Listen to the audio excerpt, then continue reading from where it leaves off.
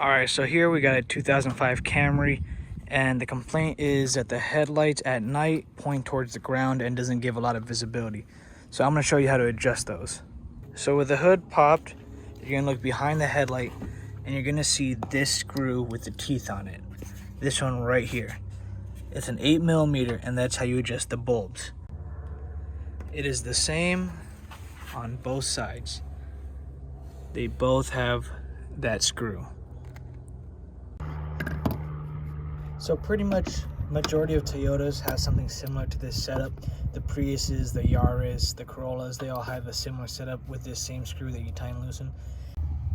So tightening the bulb, also making it smaller, is lowering the headlight bulb. So if you reverse it and you loosen it, that's moving the bulb upwards. So in our case, we want the bulb to shine upwards. We're going to loosen it. And you're going to have to loosen a few rotations to see any noticeable difference. And it's going to be basically up to you on how high you want your beam to go.